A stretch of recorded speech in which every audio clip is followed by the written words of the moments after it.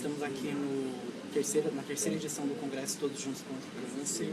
É um evento que está acontecendo aqui no WTC São Paulo, nos dias 27 e 28 de setembro. É um evento que é esperado com que mais de 3 mil líderes da saúde estejam presentes, dentre médicos, outros profissionais da saúde, hospitais, entidades que ajudam no combate ao câncer, instituições de pesquisa clínica e indústria farmacêutica.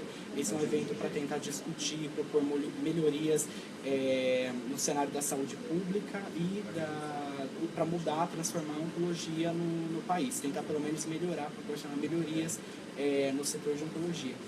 E aí a gente veio aqui dar um oi para vocês. Eu estou aqui com a doutora Ana Carolina e com o doutor Diogo. Eles são oncologistas clínicos. A gente veio aqui dar um oi para vocês. Se alguém tiver alguma pergunta, quiser fazer algum questionamento, tirar alguma dúvida, alguma coisa assim, se quiser aproveitar que a gente está online, né? Fazer alguma pergunta, alguma coisa que a gente possa esclarecer, claro. E aí deixe no comentário. É só colocar nos comentários do vídeo. Vai olhar aqui e responder para vocês. Né? Tem muita gente assistindo, o áudio tá bom, o vídeo tá bom. Se vocês puderem comentar aí se dá para ouvir direito, se está dando para ouvir certinho. Eu tô vendo aqui que tem 32 pessoas online. 39, tá aumentando. Então a gente pode pegar algumas... A gente pode falar alguma coisa do Congresso, né? Do Congresso, né? O Congresso de manhã começou com um painel que reuniu três ex-ministros da saúde e abordou um pouco do panorama geral de como que está a situação do cuidado do câncer no Brasil, né? Que tem a questão de toda a dificuldade financeira, a crise fiscal, dificuldade de arrecadação e acesso às drogas novas. Acesso às drogas novas que tem muita dificuldade. Tem a questão que a gente chama de regulatório, que é permitir que as drogas novas cheguem no Brasil e aí o custo disso para ser incorporado no SUS. Então, esses três ministros, o Alexandre Padilha, o Agenor e o José Gomes Temporão, falaram um pouco com a mediação do Carlos Alberto Sardenberg, que é da CBN, e abordaram um pouco essa situação. Minha opinião foi um pouco política, assim, eles enfatizaram muito a questão política e econômica, que no final das contas acaba impactando na saúde também, né? Mas foi muito bom o painel. Falaram um pouco da diferença também do acesso à medicação dos pacientes privados e públicos, que é diferente, né? Ainda é muito diferente no Brasil. E aí tem alguma pergunta? Assim, uma pergunta, uma dúvida minha, na opinião de vocês, assim, como médicos, vocês acham que há muita disparidade no tratamento de um paciente SUS comparado com plano de saúde, no serviço privado? Primeiro, eu acho que o paciente do hospital público ele tem uma dificuldade do acesso. Eu acho que eles fizeram assim, uma lei que garante os pacientes com diagnóstico de câncer se atender. Mas essa lei garante que o paciente já tem um diagnóstico. Eu acho que o paciente até descobrir a doença e ter o diagnóstico se leva muito tempo e acaba que a doença acaba progredindo e dificulta muito o tratamento depois. Então isso eu acho que é a primeira grande preocupação é realmente o diagnóstico e depois o tratamento realmente em algumas medicações que a gente não tem acesso no privado, no público que tem acesso no privado. Acaba que, no caso, tem um estudo que foi apresentado no Rio de Janeiro, né, de um grupo do Rio de Janeiro, mostrando que as mulheres com câncer de mama do SUS, aparentemente elas vivem menos que as mulheres do sistema privado, né?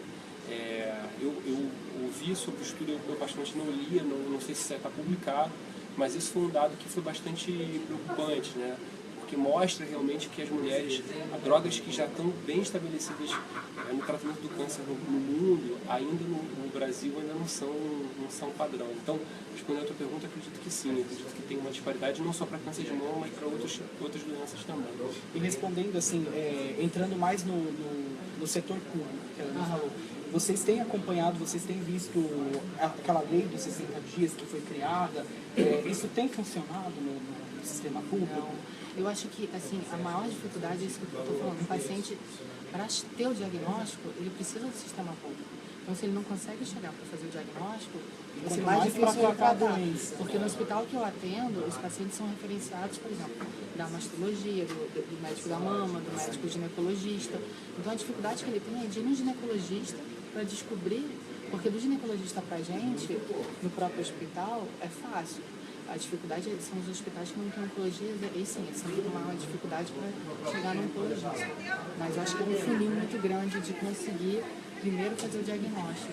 Então a dificuldade maior é do paciente conseguir ter ali no papel o diagnóstico. Estou com câncer, para poder ser encaminhado para um serviço de referência para conseguir o tratamento adequado. E aí acaba que acontece a questão de 60 dias, a pessoa vai e consegue marcar uma avaliação, uma consulta, mas aí você consegue começar, por exemplo, uma radioterapia daqui a 90 dias. A consulta já está marcada, agora tem que esperar o tratamento, enfim. A coisa acaba sendo enrolada por causa disso. E o paciente, acredito assim, que a demora, nesse caso, não favorece, né? Não. Acho que só vai prejudicar, né? Porque A maioria dos casos pode piorar, vai depender da doença, mas isso pode complicar muito no tratamento, dificultar o tratamento. E vocês têm visto assim, muita judicialização no serviço público por conta de obtenção de medicamentos de alto custo? Sim. Tem muitos pacientes que sabem do tratamento e às vezes a gente não consegue, demora essa compra dos pacientes no sistema público e acabam entrando na justiça. Enquanto eles aguardam, enquanto essa espera no tratamento, eles... assim, enquanto eles esperam para obter essa droga na justiça, eles fazem algum tratamento convencional ou só realmente ficam no aguardo? Depende. Ou essa nova droga que geralmente vai ser obtida na justiça não é aquela primeira linha que é utilizada assim no momento daquele tratamento primário? Então, depende de cada caso. Só um instantinho, o pessoal está falando que o áudio está muito baixo. De repente, o que a gente podia fazer, vamos tentar mudar aqui o local da nossa gravação para tentar melhorar o áudio. Então, vocês estão escutando bem a gente. O áudio está baixo, né? A gente escutou, a gente vai tentar... Talvez, a gente vai tentar mudar um pouco a localização aqui do microfone para ver se fica mais fácil de vocês escutarem, tá bom? A gente volta. A gente então, já volta, A pessoal. gente já volta. E aí, pessoal, antes de voltar aqui, a gente estava na transmissão, o pessoal estava comentando aí que o áudio não estava bom e tal, que não estava dando para ouvir. Não sei se agora vocês estão conseguindo ouvir. Se tiver algum problema, podem escrever aí nos comentários que a gente vai ter como ajustar aqui. Não sei se está todo mundo ouvindo, tem como alguém já, por favor, escrever aí nos comentários. O áudio, o vídeo, está tudo certo, estão conseguindo ouvir bem? Deixa eu ver aqui. Deixa eu ver um comentário. Bom, tem um comentário. Tem uma pergunta. Bom, tem uma pergunta aqui no vídeo que a gente já estava fazendo da Maria José. Ela perguntou, né? Quem já teve sarcoma, corre o risco de voltar? Olha, o que ajuda mesmo na cura do sarcoma, né, é a ressecção, é a cirurgia. O que é mais importante é a cirurgia tirar toda a doença com uma margem, ou seja, com tecido sadio em volta do tumor, para ter certeza que saiu o tumor por inteiro, né? Então isso aumenta a chance da pessoa ficar curada. Né? Se você tirar uma margem com possivelmente algumas células por ali, então isso aumenta o risco de uma recidiva ali no local. Isso também vai variar de acordo com o tipo de células, o grau da célula, então tem vários fatores. Mas o fator mais importante é a cirurgia. Ser operada num bom centro de oncologia faz muita diferença.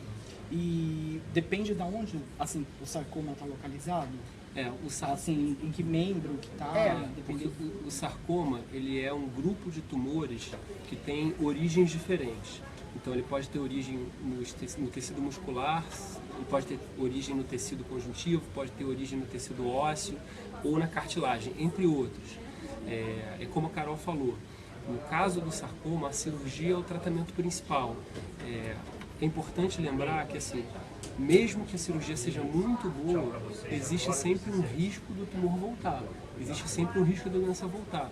Por isso é importante fazer um acompanhamento bem de perto, mesmo depois da cirurgia, mesmo que o cirurgião diga que foi tudo tirado, é importante seguir acompanhando, ter certeza que está isso, fazer os exames de forma periódica. Em alguns casos, se a margem for duvidosa, não tem como tirar um pedaço muito grande, em alguns casos a gente pode indicar radioterapia. Então varia de caso a caso, é importante você conversar com o seu médico para ele te explicar melhor qual é o tipo das células, etc, para você entender melhor também. Mais alguma pergunta? Ainda ninguém deixou nenhuma outra pergunta, mas uma pergunta que eu sempre recebo, sempre respondo, e eu acho que vale a pena agora que a gente tem aqui 2 médicos para responder, né? Sempre recebo assim, o que é o câncer, na visão de vocês? Bom, o câncer tem... A minha definição e a forma como eu defino e falo é a seguinte. O câncer é uma célula que perdeu a capacidade de se equilibrar com as células do corpo. O corpo funciona como um trabalho em equipe. A célula do coração, a célula do cérebro, a célula do osso, todas elas funcionam juntas, tá? E uma funciona pelo bem de todas. A célula do câncer, ela tem esse nome de maligna porque ela deixa de ser uma célula que ajuda o câncer, ajuda o corpo, e ela começa a atacar, ela começa a crescer de uma forma desenfreada, ela começa a crescer muito, e ela acaba gerando mal para o corpo, porque ela compete com o corpo da pessoa, como se fosse um parasita mesmo, ela compete pelos nutrientes que a pessoa come, compete pelas calorias que a pessoa come, e se o tumor vai progredindo, a pessoa vai ficando mais fraca, vai emagrecendo, então é basicamente isso, entendeu? E qualquer área do corpo pode ter câncer? Sim, na Que é uma verdade, outra pergunta que vai ser bastante. As células, elas podem adquirir essa mutação, começar a multiplicar Qualquer lugar em qualquer lugar do porque corpo. qualquer lugar tem célula, qualquer Sim, lugar. sim. Só, eu acho que se ele levantar o iPad, o microfone Acho que embaixo, a bolsa deve a dar- bolsa deve tampar o áudio melhorou, microfone. o áudio melhorou. E, bom, uma coisa que é importante, eu acho assim, que as pessoas às vezes elas acham que, eu acho que é saber o que é a metástase, né? E a metástase é quando a célula saiu da localização primária dela e viajou por algum tecido e caiu em outro tecido. É como se fosse uma semente e um solo. Não é toda célula que vai proliferar em qualquer tecido, né? Então é qualquer semente que vai para qualquer solo. Então, quando tem certos tumores que dão uns tipos de metástases mais comuns do que outros tipos de tumores. E às vezes a gente vê um paciente falar, eu tive um câncer de mama, agora eu tenho câncer de pulmão, mas não é um de pulmão, as células da mama às vezes foram para o pulmão, e aí o tratamento depende da célula, aquela célula da mama. Então acho que isso é uma coisa que... Porque isso é bem diferente. Tem algumas poucas pessoas podem desenvolver 2 tipos de câncer. A pessoa teve um câncer de mama, 10, 15 anos depois aparece um tumor de pulmão. Mas isso é raro. O mais comum é como a Carol falou, aparece um câncer na mama e aí depois de um tempo aparece um tumor no pulmão, e pelo comportamento clínico, pela história, na maioria das vezes o oncologista consegue identificar que aquilo ali na verdade é uma coisa que saiu da mama e foi para o pulmão. E por que isso é importante? Porque, como a Carol falou, o tratamento vai ser um tratamento da mama, porque a célula, ela é uma célula primária da mama. Então, o tratamento é focado especificamente no tratamento do tumor de mama, embora esteja no pulmão. Foi para o pulmão, pode ter ido para outro lugar, mas o tratamento continua sendo do tumor original, que a gente chama de tumor primário. A Lena perguntou se é verdade que toda pessoa tem um câncer. A célula, talvez seja isso que ela esteja perguntando, porque todos nós reproduzimos as células todo dia. E a célula pode nascer errada, ter uma mutação, mas para ela virar um câncer, ela tem que adquirir várias mutações que vão fazer com que ela consiga se multiplicar independente dos fatores externos e internos e se sair daquele local e ainda ir para outro local. Então, são vários fatores que vão levar aquela célula levar realmente um tumor. É isso que eles queiram dizer, essas células malignas que acho que surgem que normalmente. podem surgir, que de um meio ou de outro elas são eliminadas. Ou são eliminadas ou elas não têm capacidade suficiente de continuar se replicando e acabam por si só morrendo. Eu digo isso porque eu mesmo, assim, o pessoal mais antigo, o povo assim, que não tem tanto assim, conhecimento, eles falavam, todo mundo tem um câncer dormindo dentro dele, uma hora esse câncer vai acordar e daí a pessoa vai tratar, porque todo mundo já tem eu já ouvi assim, todo mundo tem a sementinha do câncer ali. Na verdade, nós temos as células que são sujeitas são passíveis de erros, né? Então, seria isso assim no linguajar mais... As células se multiplicam, uma hora ela... Nem tanto que o idoso ele tem mais chance de ter câncer, porque as células já estão mais velhas e tem mais chance de replicar errado. Mas é isso que você falou, Carol, assim, a nossa célula defeituosa, o nosso sistema imunológico, ele consegue identificar quando uma célula defeituosa surge. Ele vai lá e ataca e destrói. Dou um exemplo, a gente tem no nosso corpo um monte de bactérias que estão vivendo em equilíbrio com a gente. No nosso trato respiratório, geniturinário, na pele. Elas entram no nosso corpo, entram na corrente sanguínea, a nossa imunidade vai lá e destrói. Mas aí alguma coisa às vezes acontece que a imunidade está baixa ou a exposição é muito grande e aí isso acaba causando uma infecção urinária, uma pneumonia. Da mesma forma, alguma coisa pode acontecer, ou uma alteração genética, ou uma baixa da imunidade, e aquela célula maligna que surge, ela pode acabar se desenvolvendo, progredindo e aí gerar um câncer. Outra pergunta que fizeram foi: por que linfoma folicular não tem cura? Olha, nós somos oncologistas, nós não somos hematologistas, então não é a nossa especialidade. Eu não sei muita coisa sobre linfoma, não. O que eu sei é que assim, normalmente você tem tratamentos de indução e de manutenção, né? Mas atualmente é isso, tem algumas drogas novas que estão em pesquisa para tentar induzir a cura, mas realmente a gente não é especialista não, linfoma é a área mais do hematologista. Né? Aqui, a Daisy, né, ela... Pode falar, cara. Perguntou. Minha mãe morreu. Não, é que eu estava lendo aqui. Minha mãe morreu com câncer de mama. Quais são as minhas chances de ter um? Sim, vários fatores aumentam o risco, na verdade, de câncer de mama. Né? Ter história familiar, ela aumenta o risco, mas não quer dizer que a pessoa vá ter o câncer. Né? Existem, na verdade, só 5% dos cânceres de mama e de outros tumores são hereditários. 95% não são hereditários, acontecem esporadicamente, porque o que a gente falou, a célula mutou, enfim. Então, só 5% tem história familiar e isso deve ser investigado. Se tiver uma história, um parente de primeiro grau, irmã também. Então, tem alguns testes, né, que a gente chama, que é, por exemplo, aquele que a Angelina Jolie fez, que é uma mutação chamada BRCA, que só é pouco frequente, mas quem tem essa mutação tem um risco muito aumentado de ter um câncer. Então, ter um familiar não quer dizer que o risco é aumentado. O importante é, se tiver história de câncer jovem, com 30 e poucos anos, na família. Então, são vários fatores que vão aumentando esse risco. Então, é importante sempre conversar com o seu médico para ele conversar toda a história familiar, para poder daí decidir realmente qual o fator de risco, o risco daquela paciente de ter o câncer de mama e quando ela vai iniciar o segmento, né, o acompanhamento. E assim, quando vocês dizem, assim, só para ficar uma linguagem mais clara para quem não entende, quando vocês dizem hereditário, isso quer dizer o quê? Que passa de mãe para filho, de etc. Não. É o que o pessoal popularmente lá, que veio de família. Isso, exatamente. Só 5% veio de família. O resto aconteceu ao acaso. Tipo, porque tinha que acontecer. Exatamente, não é porque a mãe dela teve que ela vai ter.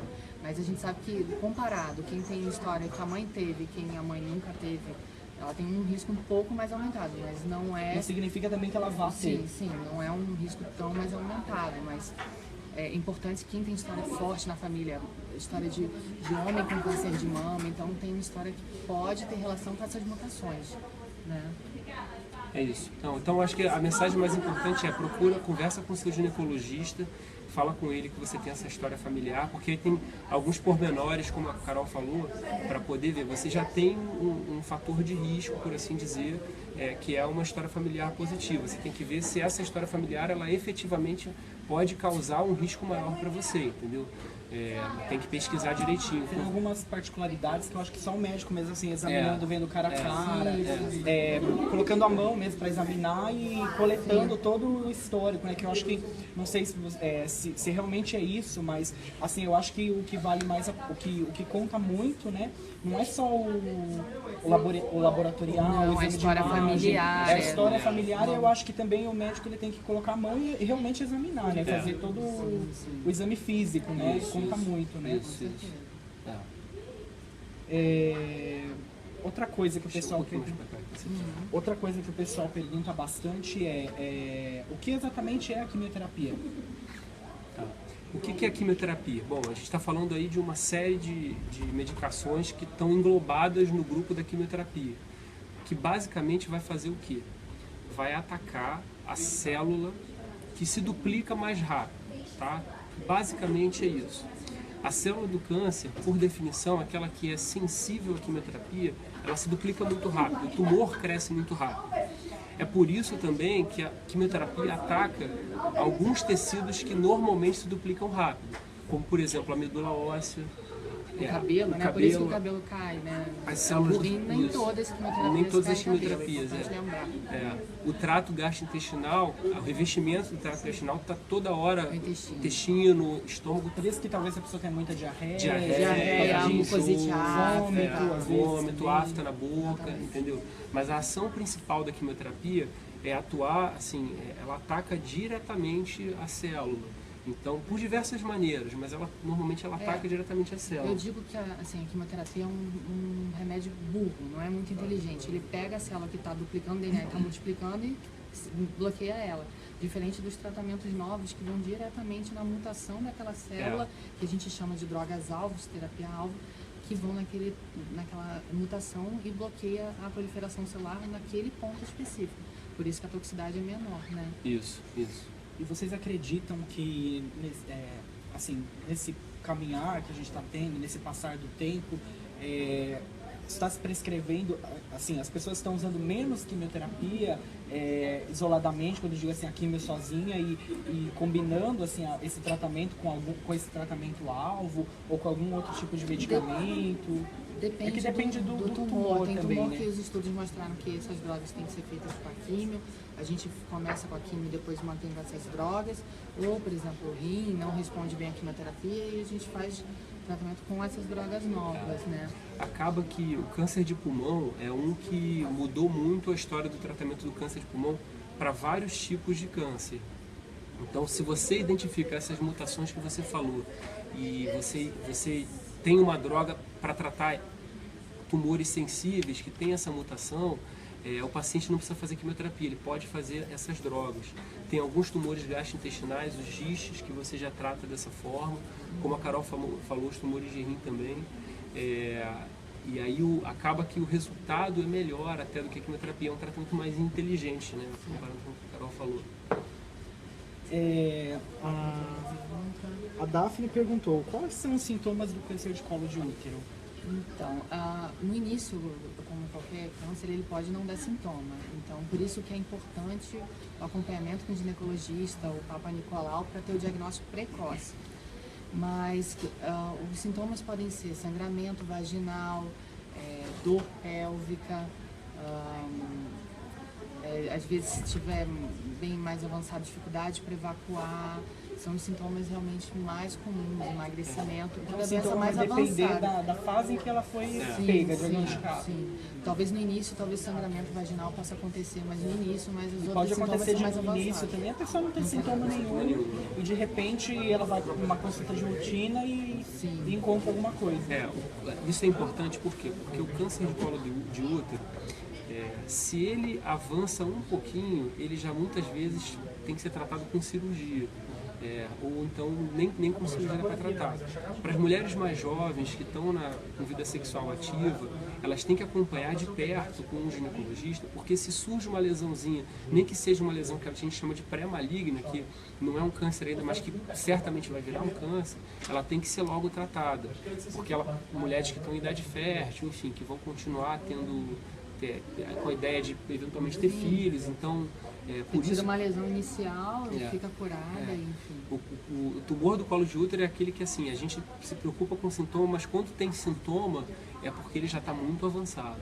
Então tem que ter muita atenção e tem que sentiu alguma coisa ali, como a Carol falou, alguma dor, algum sangramento pós-coito, dor durante o coito, tem que conversar dor durante a relação sexual, tem que conversar com o ginecologista. A Marilena perguntou sobre tumor carcinoide gástrico. O tumor carcinoide é um tumor mais raro, acho que isso não é comum as pessoas perguntarem. O tumor carcinoide ele pode variar muito, de um tumor que a gente chama pouco diferenciado ou bem diferenciado, ou seja, as células são bem parecidas com as células normais ou bem diferentes das células normais. E normalmente são tumores que proliferam lentamente e eles são curados realmente com a cirurgia. E tem casos de pacientes que às vezes já têm doença metastática, mas vivem a vida toda com aquele tumor por ser uma doença indolente, quando ele é bem curso bem diferenciado. lento. E tem altas taxas de cura? Tem. Quando ressecado, tem. E tem bastante drogas, alvos também, o aprotídeo, por exemplo, que trata a doença metastática. Tem vários tratamentos possíveis. É um tumor mais raro, mas que tem bastante tratamento também. Tem aqui uma pessoa sobre pergunta sobre leucemia.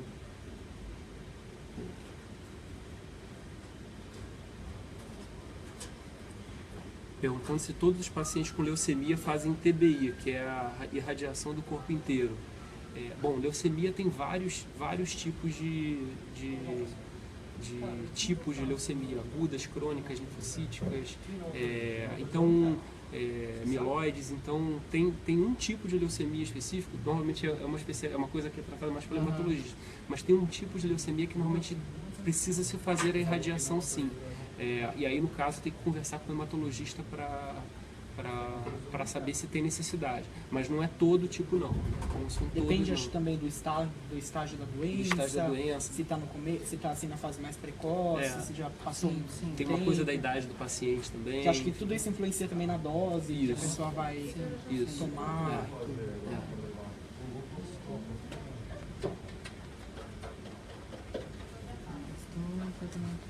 Janete, né? Fala da Janete? A Janete está falando: estou em tratamento de câncer de mama HER2 positivo, estou na terceira quimioterapia, Não tem invasiação às drogas, já diminuiu. Sem ele era 2 centímetros. Diminuiu 1 centímetro, era 2.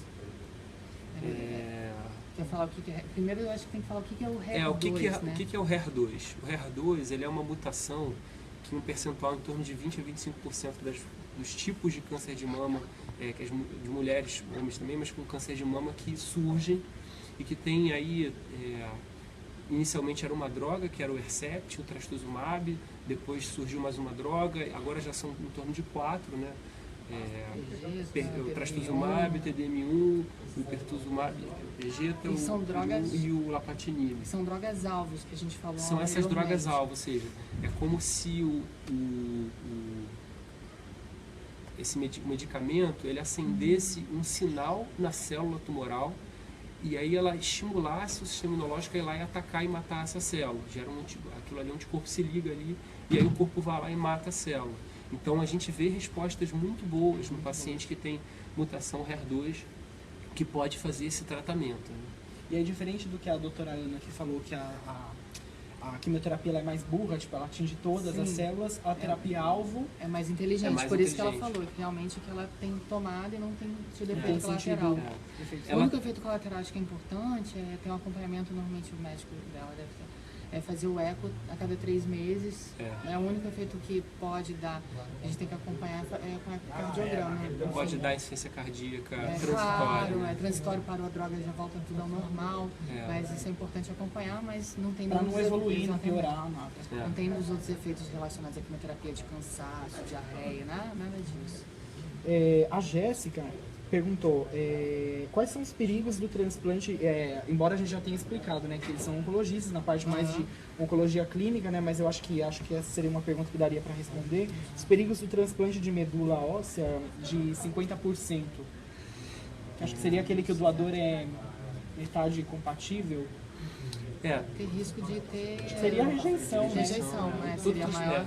Apesar que mesmo os transplantes que são de 100% compatibilidade, existe rejeição e de infecção também por conta da imunidade. A principal preocupação no transplante é muito mais relacionada com a infecção, com o fato do paciente ficar sem medula. Então, você transplanta, né? Você tira uma coisa e coloca a outra. Então isso é muito agressivo, é um tratamento muito agressivo, tem uma taxa de resposta razoável, né? mas é isso. E perguntaram, acho que a Kátia, sobre ependimoma, só tratado com cirurgia e radioterapia, queria saber se tem outro tratamento. O ependimoma é tipo um tumor mais de partes moles, ele não é tão maligno, é difícil dar metástase. Então, não responde bem à quimioterapia. Então, o tratamento realmente é cirúrgico e dependendo da margem, que nem os sarcomas, se faz a radioterapia. Acho que seria isso, né? Acho que foi mais um bate-papo para tirar dúvidas rápido, né? A gente tem que marcar outro dia, né, Carlos? A gente pode marcar um dia assim, postar com antecedência para quem quiser perguntar, quem quiser escrever as dúvidas, e na medida do possível, lógico, a gente pode responder. É claro que tem coisa que não dá para você ler assim e responder assim só baseado na pergunta, porque tem coisas que o médico realmente precisa olhar, muitos fatores, examinar, né? E a gente não pode sair assim falando, dando, né? A finalidade aqui nem é para obtenção de diagnóstico, seria mais um tirar dúvidas, assim, que a gente sabe que tem muitos pacientes que enviam perguntas porque às vezes não consegue perguntar para o médico, ou tem vergonha, ou tem medo, acho que o médico vai... Tem muito isso, eu já recebi perguntas assim que o paciente tem medo de perguntar e o médico achar que ele está querendo interferir de alguma forma no tratamento, que o médico possa achar ruim porque acha que ele está querendo tomar as rédeas da situação, e não é isso. Todo paciente tem o direito de se informar, né? Eu acho que o paciente não pode ter dúvida em nada. Para ele, uma pergunta que possa ser achar que o médico não acha importante, mas o paciente é importante. É uma situação delicada, o tratamento é delicado e qualquer sintoma é importante que o médico saiba. Não deve ficar dúvidas nas consultas. É isso. A gente fez essa gravação meio que... A gente se encontrou no congresso, a gente fez essa gravação. Eu sei que o som não está dos melhores, a gente teve até o nosso cenário aqui em algum momento. Foi meio que improvisado, mas é porque a gente achava importante falar desse congresso também, que é um congresso... Nós oncologistas, a gente frequenta muito o congresso médico, científico, né? Científico, que se fala muito da doença e fala pouco do doente, né? Então, políticas públicas. Então, a gente poder estar num congresso assim, que a gente está interagindo com todo mundo, entendeu? Com a mídia, com o paciente, com o representante de paciente, com os médicos também, isso, também com políticos, né? Com representantes do poder público, isso é muito interessante. Então, a gente também quis participar com vocês, o congresso vai continuar amanhã, importante vocês acompanharem as notícias aí, porque está sendo muito interessante. A gente vai estar transmitindo aí amanhã de novo os trechos das palestras, né, para quem quiser acompanhar. E depois vamos combinar de fazer de vez em quando, uma vez por semana, a gente podia fazer tirar dúvidas e quem quiser saber mais assim a respeito do trabalho que eles têm feito assim nas redes sociais, né? Tem o canal do YouTube, 2 Minutos contra o Câncer, né? Tem um canal no YouTube chamado 2 Minutos contra o Câncer, que a ideia da gente é começar a tirar dúvidas básicas, né? E informações para os pacientes. Informações claras, né? Eu já entrei no canal, é muito legal, não tô vendendo assim, fazendo propaganda, mas é muito legal mesmo o canal deles. Tem no vale Facebook, a pena acessar. 2 Minutos contra o Câncer e no Instagram, e eu tenho Instagram também que é... Qual que é o seu Insta? É do DRA Ana Carolina só. Celebridade. Entra lá que tá bombando. Tá bombando. E eu deixo dicas para mais de também. 30 mil seguidores. Tá show. É só para deixar dicas mesmo básicas de prevenção, e aí... Mas o Carlos também ajuda muito. Acho que é importante a gente ajudar a informar as pessoas mais sobre a prevenção, que eu acho que vai mudar a vida das pessoas, né? Você tem Insta, alguma coisa? Eu não tenho Ainda Insta, não. Em breve vai... Mas ele tá no 2 Minutos. Eu tô no 2 Minutos Está nos 2 Minutos lá, quem quiser ver. Tá então, doutora Ana Carolina, doutor Diogo, obrigado a todos que assistiram e até a próxima. Obrigada. Tchau, tchau.